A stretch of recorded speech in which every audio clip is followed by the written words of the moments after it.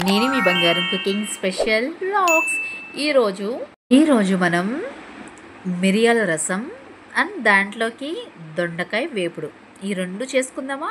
Hotel style మాదిరిగా దొండకాయ వేపుడు మనం ఇంట్లో అంటే ఫీవర్గా ఉన్నప్పుడు ఆ, జలుబు చేసినప్పుడు ఇలాంటి మిరియాల రసం పెట్టుకొని వర్షాకాలంలో చలికాలంలో ఎప్పుడైనా ఏ సీజన్ అయినా పర్లేదు, ఇలా తినాలి అనిపించినప్పుడు నోరు చేదుగా ఉన్నప్పుడు ఇలా మిరియాల రసం పెట్టుకోండి. ఫస్ట్ ఒక స్టీల్ గిన్నె తీసుకొని కొంచెం చింతపండు, కొంతమంది పిసికి వాటర్ వేస్తారు, నేను చింతపండు అలా వేస్తాను. ఒక నిమ్మకాయ అంత సైజు చిన్నదనమాట వేసుకుని వాటర్ ఎక్కువ పోసుకుని దాంట్లో కొంచెం పసుపు, కారం కొద్దిగా, ఒక ఆనియన్, పచ్చిమిర్చి, కరివేపాకు వేసి బాగా మరిగించండి. ఇవన్నీ వేసుకున్నాం కదా మనం. ఒక టమాటా కూడా వేసుకోండి, చాలా బాగుంటుందన్నమాట. సో వేసుకుని అది ఒక పక్కన పెట్టి మంచిగా మరిగించండి. నేను త్వరగా ఫాస్ట్గా స్పీడ్ చేశాను కాబట్టి అది క్లిప్పు పోయింది కాబట్టి నేను చెప్తున్నాను, అలా చేసుకోండి. ఇలా కదా మరుగుతూ ఉంటుంది కదా. సో మనం దొండకాయల్ని బాగా వేయించుకోవాలి, మరి దొండకాయ వేపుడు కదా. సో దీనికి ఏంటంటే ఒక కడాయి తీసుకుని దాంట్లో ఆయిల్ ఎక్కువ పోసుకోండి. ఒక ప్యాకెట్ సగం ఆయిల్ పోసేసి దాన్ని బాగా మరగనివ్వండి. ఆ మరిగిన తర్వాత మనం దొండకాయల్ని ఇలా పొడవుగా చీల్చుకోవాలన్నమాట, చీరుకోవాలి. కొంతమంది అడ్డంగా కోసి మగ్గబెట్టే చేస్తారు, అదంత టేస్ట్ ఉండదు. సో మామూలుగా ఇంకోలా కూడా చేస్తారు. ఎలా అంటే మామూలుగా చెక్కల కింద కోసేసి ఆయిల్ వేయించేస్తారు. అది త్వరగా ఆ ప్రాసెస్ చాలా టైం పడుతుంది, గ్యాస్ వేస్ట్, చాలా టైం తీసుకుని ఈ దొండకాయ అనేది త్వరగా మగ్గదనమాట. సో ఇది మగ్గాలంటే మనం ఆయిల్లోనే డీప్ ఫ్రై చేసుకుంటేనే త్వరగా అవుతుంది. ఆయిల్ అవుతే అవునండి, ఒకసారి తింటే ఏం కాదు. కాబట్టి మీరు ఆయిల్ బాగా వేడి చేసిన తర్వాత ఇలా దొండకాయ ముక్కల్ని చిన్నగానో సన్నగానో కోసుకుని బాగా వేయించండి. దాని మధ్యలోనే టైం వేస్ట్ అవ్వకుండా ఉండాలంటే మనం పల్లీలు కరివేపాకు వేయించుకోవాలి కాబట్టి మధ్యలో ఇలాంటి జల్లు లాంటిది పెట్టి చిల్లున్నది దాంట్లో ఈజీ అనమాట, ఈజీ మెథడ్. సో నేను దాంట్లోనే వేయించుకుంటున్నాను. ఇవి మధ్య మధ్యలోని తగులుతూ పంటికి తగులుతూ ఉంటే క్రంచీగా బాగుంటుందన్నమాట. సో నేను ఆయిల్లోనే అది పెట్టి నేను వేయించేస్తున్నాను. అన్నీ చిట్కా అండి, మన గోదావరి అమ్మాయి చిట్కాలు చెప్పుద్ది, మీరు పాటించండి చాలు, అన్నీ సేవ్ అవుతాయి. ఇది మళ్ళీ ఆయిల్ పోసి మళ్ళీ వీటిని వేయించి టైం వేస్ట్ కదా. సో ఆ దొండకాయలని సైడ్కి జరిపి దాంట్లోనే గిన్నె పెట్టి ఆ వేడి మీద, ఆ సెగ మీద త్వరగా ఎగిపోతాయి అన్నమాట. సో మనకి చాలా అంటే చాలా టైం సేవ్ అవుతుంది. మనం ఇలా వేయించుకుంటూ ఉండాలన్నమాట. మనం అలా వదిలేసామంటే ఒక సైడ్ ఉడుకుతుంది, ఇంకో సైడ్ ఉడకదు. కాబట్టి మొత్తం ఉడకాలంటే మనం ఫస్ట్ చేయాల్సింది దీన్ని బాగా తిప్పుతూ ఉండాలి. చేతికి పని చెప్పాలి, గిర్ర గిర్ర తిప్పేసేయండి బాబు, మరి ఇంకెట్లేటు తిప్పేయండి, మరి గిర్ర గిర్ర గిర్ర గిర్ర తిప్పేసేయండి. ఓ పక్క నాకు రసం కూడా మడుగుతుంది. సో దానికి కావలసిన పోపు కూడా పెట్టేసుకున్నాను.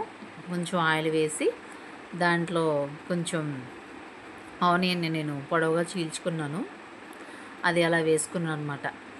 ఆయిల్లోని ఈ కొంచెం ఉల్లిపాయలని వేయిస్తే ఆ ఫ్లేవర్ బాగుంటుంది ఆ రసానికి. కాబట్టి నేను ఆయిల్లో ఉల్లిపాయలు ఫస్ట్ వేయిస్తాను, ఎందుకంటే మగ్గుతుంది అనమాట త్వరగా. సో తర్వాత వెల్లుల్లిపాయలని దంచుకుని వేసుకోండి, ఆ ఫ్లేవర్, ఆ టేస్ట్, ఆ రుచి బాగుంటుంది. సో నేను వెల్లుల్లి కూడా బాగా దంచి వేసుకుని ఫస్ట్ రెండు వేయించుకున్నాను అనమాట. తర్వాత మనం జీలకర్ర వేసుకోవాలి, 1/2 టీ స్పూన్ జీలకర్ర వేసుకుని జీలకర్రను కూడా బాగా కలిపేంత వరకు తిప్పండి. గిరగిరగిరగిర తిప్పేయండి బాబు. తిప్పిన తర్వాత మన దగ్గర ఉన్న కరివేపాకు, ఎండుమిర్చి అవి కూడా వేయాలి. కొంచెం అంత కొత్తిమీర కూడా వేసుకుంటే బాగుంటుంది రుచి. అలాగే మనం ఆ రసాన్ని మరిగేటప్పుడు కొత్తిమీర కాడ కూడా వేసుకోండి, చాలా బాగుంటుంది. సో నేను ఎండుమిర్చి ఎక్కువ వేయట్లేదు, ఒక 2 అంటే 2 వేసాను, 2 నాలుగుగా చీల్చి వేసాను అనమాట. వేసి ఆయిల్లో బాగా వేయిస్తున్నా. దీన్ని మరీ హైలో పెడితే మాడుతుంది, సిమ్లో పెడితే త్వరగా వేగదు. మీడియంలో పెట్టి అడుగు పట్టకుండా మాడకుండా మనం వేయించుకోవాలన్నమాట. వేయించుకొని బాగా గిర్ర గిర్ర గిర్ర గిర్ర తిప్పేయండి బాబు, తిప్పేయండి.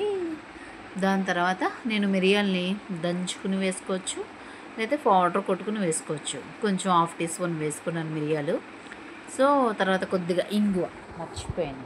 ఇంగువ కూడా ఒక హాఫ్ టీ స్పూన్ ఉంటే వేసుకోండి, లేకపోతే లేదు. కొంచెం ఫ్లేవర్ కోసం, అరుగుదల కోసం. మన బ్రాహ్మణ్స్ ఎప్పుడు ఇంగువని ఎక్కువ వాడుతూ ఉంటారు కాబట్టి నేను ఇంగువ కూడా కొంచెం వేసాను. వేసి పోపులోనే వేస్తాను. గమనించండి, నేను రసంలో వేసి మరగబెట్టట్లేదు. మరిగితే ఆ కారం, ఆ ఘాటు ఎక్కువ అవుతుందని నేను ఓన్లీ తాలింపులో వేస్తున్నాను అనమాట. తాలింపులో వేసి అడుగు పట్టకుండా కలుపుకుంటున్నాను. సో మనం పక్కన పెట్టిన రసం మరిగిపోయింది కదా, ఆ రసం దీంట్లో పోసి దింపరిచ్చేసాను. రసం మనం వేడి వేడి రసం, మిరియాల రసం రెడీ. దీన్ని అన్నంలో అప్పడం వేసుకుని తింటే అదిరిపోతుంది. దీనికి ఫ్రై ఏదైనా సరే సూపర్ ఉంటుందన్నమాట. సో మనం కొంచెం కొత్తిమీర వేసుకుని మంచిగా తిప్పుకుంటే వేడి వేడి మిరియాల రసం రెడీ అయిపోయింది. చూసారు కదా, మనం ముందే మరగబెట్టుకున్నాం. ఒక టమాటా, 2 బెల్లం ముక్కలు కూడా వేసాను. నాకు కొంచెం స్వీట్నెస్ ఉండాలన్నమాట, బాగుంటుంది. మరి పుల్లగా ఉంటే మనం తినలేము. సో నేను ఒక 2 బెల్లం ముక్కలు వేసుకున్నాను. వేసుకుంటే వేసుకోపోవడం ఇంకా మీ ఇష్టం. కొంతమంది ఇష్టపడతారు, కొంతమంది ఇష్టపడరు. అయిపోయింది కదా. సో దాని తర్వాత నేను మళ్ళీ ఫ్రై దగ్గరికి వచ్చేసాను. ఫ్రైకి కావాల్సిందన్నీ చూసుకున్నాం కదా, నేను ఈ నూనెలో వేయిస్తూ ఉన్నాను. అయిపోయింది. సో నేను పక్కన పెట్టేసుకుంటున్నాను. పక్కన పెట్టేసుకుని మన దొండకాయలు ఏవైతే ఉన్నాయో, దొండకాయల్ని బాగా వేయించాలన్నమాట. ఎంతలా అంటే అవి నూనెలో బాగా మగ్గిపోవాలన్నమాట. ఎలా అంటే ఇలా చిదిమితే ఉడికిపోయింది అన్నట్టు, మరీ మాడిపోకూడదండి. అలా తిప్పుతూ ఉండాలి. అలా వదిలేసిన ఒక చోట వేగుతుంది, ఒక చోట వేగదనమాట. అంతా సమపాల్లో వేయించాలి. చూస్తున్నారు కదా, నేను అలా వేయిస్తున్నాను అనమాట. సో వేగాయి, ఇన్ని వేస్తే కొన్ని అవుతాయి అన్నమాట. అలా వేగ కొంచెం. సో ఓకే, మనకి రెడీ అయిపోయింది అన్నప్పుడు మనం అలాంటి చిల్లులు గిన్నెలోని తీసేసుకుంటే ఆ నూనె అంతా కిందకి దీపాలు. ఎందుకంటే ఆయిల్ వేయిస్తాం కదా, అలా వేసేస్తే ఇంకా ఎక్కువైపోతుంది అనమాట. సో మనం ఆయిల్ని ఉడకపెట్టేసుకోవాలి బాగానే. అంటే ఒక దాంట్లో దిమ్మరిచ్చేస్తే మొత్తం ఆయిల్ అంతా పోతుందన్నమాట ఒక చిల్లుల గిన్నెలోకి. సో మళ్ళీ నేను అదే పాత్రలో కొంచెం ఆయిల్ వేసుకున్నాను. దాంట్లో కరివేపాకు, కొత్తిమీర, దాని తర్వాత మన పోపు దినుసులు ఉన్నాయి కదండి, మినపప్పు, ఆవాలు, శనగపప్పు, అవి హాఫ్ టీ స్పూన్ వేసుకోండి. మరీ ఎక్కువ వేసుకుంటే తినలేము. సో కొంచెం కొంచెం వేస్తున్నాను అనమాట. నేను జీలకర్ర కూడా వేసాను. అలాగే వెల్లుల్లి వేయాలి, మర్చిపోయాను. అలాగే ఎండుమిర్చి ఒక 4-5 తీసుకోండి. తీసుకుని మనం వేసుకోవాలన్నమాట. సో పోపు దినుసులు కూడా నేను వేస్తున్నాను.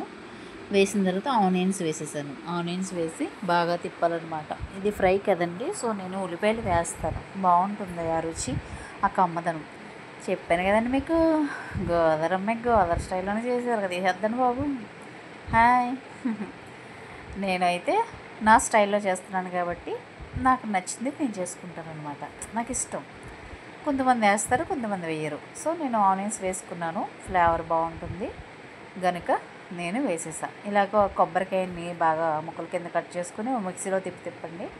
అది పొడి పొడిలాడుతూ ఉంటుంది, దాన్ని పక్కన పెట్టుకోండి. సో నేను పసుపు మీకు జూమ్ చేయడం వల్ల నేను ఎక్కువ వేసినట్టు అనిపిస్తుంది, కానీ ఇది కలర్ ఎక్కువ ఉంటుందండి. కొంచెం వేసినా కలర్ వచ్చేస్తుంది అనమాట. నేను పసుపు ఎక్కువ వేస్తున్నాను అనుకోవద్దు, నేను వేసేది తక్కువే. మీకు కలర్ వల్ల అలా ఎక్కువ అనిపిస్తుంది అనమాట. సో దొండకాయలో పసుపు వేసుకోవాలి. వేసుకొని మంచిగా ఫ్రై చేయాలి. నేను ఏదైతే పల్లీలు కూడా ఫ్రై చేశానో అవి కూడా వేసేసి మంచిగా మనకి ఆ ఫ్లేవర్, ఆ టేస్ట్ అది ఇది రావాలంటే హోటల్ స్టైల్ మాదిరిగా మనం ఇవన్నీ వేసుకోవాలన్నమాట.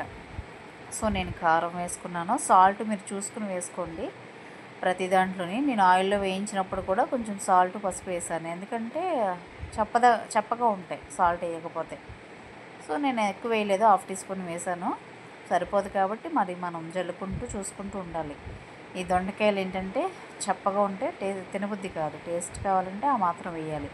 ఇది మై సీక్రెట్ మసాలా. ఈ మసాలా కావాలంటే నా వీడియోలో ఉంది, ఒకసారి మీరు చెక్ చేసుకోండి. ఇది కొంచెం నువ్వులు, పల్లీలు పొడి, పుట్నాల పొడి అలా కలగలుపులా ఉంటుందన్నమాట. జీలకర్ర పొడి, ధనియాల పొడి, కొంచెం మసాలా పొడి, అలాగా. ఆ సీక్రెట్ మసాలా అంటే మరి అయ్యే కదండి, ఇంకేముంటాయి చెప్పండి. సో నేను అలా చేసుకున్నాను అనమాట. చేసుకుని అది వేసుకున్నాను. కానీ అన్నీ వేసుకుంటే చాలా బాగుంటుందండి టేస్టీగా. కొంచెం నేను శనగపిండి చల్లుకున్నాను. శనగపిండి కూడా వేస్తే ఫ్లేవరు ఇది బాగుంటుందన్నమాట. ఆ పొడి పొడిలాడుతూ చాలా బాగుంటుంది. సో శనగపిండి ఎక్కువ వేయట్లేదు, నేను 1 స్పూన్ వేసుకున్నాను. వేసుకుని మంచిగా తిప్పుకోవాలన్నమాట. ఆ మసాలా అంతా దానికి పట్టాలి. మనం కారం కూడా వేసాం కదా, 1/2 టీ స్పూన్ కానీ టీ స్పూన్, అంటే మీ కారం మీరు తింటే ఎక్కువ వేసుకోవచ్చు, తినకపోతే కొంచెం తక్కువ వేయండి. 1/2 టీ స్పూన్ వేయండి. నేనైతే 1 టీ స్పూన్ వేసుకున్నాను. నా క్వాంటిటీని బట్టి నేను వేసుకుంటాను అనమాట. ఒకటి టేస్ట్ చూస్తున్నాను, ఉప్పు సరిపోయిందా లేదని. నో, సరిపోలేదు.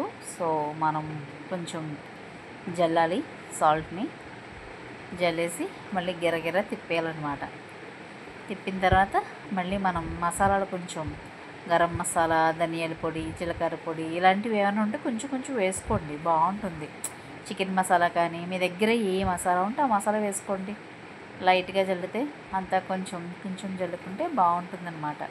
సో నా దగ్గర ఉన్న మసాలాలన్నీ నేను కూడా కొంచెం కొంచెం వేసుకుంటూ జల్లుకుంటూ ఉన్నాను అనమాట. చూసారు కదా, అలా తిప్పుతూ ఉండాలి. మరీ ఎక్కువ తిప్పేస్తే అవి ఇదైపోతాయి అన్నమాట. సో అన్నిటికీ కలిసేలాగా మనం తిప్పుతూ ఉండాలి. ఎలా గిర్ర అంటే ఇది భోజనాల్లో పెడతారండి, చాలా రుచిగా ఉంటుందండి. ఏం చేస్తారో కానీ చాలా అదిరిపోద్ది. సాంబార్ అన్నంలోని కాతంత నంచుకున్నారు ఇంకో వదిలిపెట్టరు, అంతే ఆకంతా అంత బాగుంటుందని దాని అర్థం అన్నమాట. సో ఇది మనం ఇలా చేసుకుని రసంలోని వేడి వేడి అన్నం పెట్టుకొని రసం పోసుకొని నంచుకుంటూ ఉంటే అద్దరిపోద్ది అనమాట. దీని టేస్ట్ అమోఘం. ఏంటిది ఇలా ఉండిపోయింది అని అంటే, నేను కొద్దిసేపు మగ్గబెడుతున్నాను అనమాట. మగ్గబెట్టిన తర్వాత మూత పెట్టలేదు, మూత పెడితే మళ్ళీ మాడిపోద్దని పెట్టలేదు. సో అలా మగ్గబెట్టిన తర్వాత మనం ఏదైతే కొబ్బరి ఉందో కొబ్బరి కూర అనమాట. ఇది కొబ్బరిని మిక్సీ కొట్టుకుని ఇలా వస్తుంది. ఒక 2 చెక్కలు నేను కట్టుకున్నాను. చాలా బాగుంటుంది కొబ్బరి వేస్తే, ఆ టేస్టే మారిపోతుంది అనమాట. సో మనం కొబ్బరి వేసుకున్న తర్వాత బాగా తిప్పుకోవాలన్నమాట.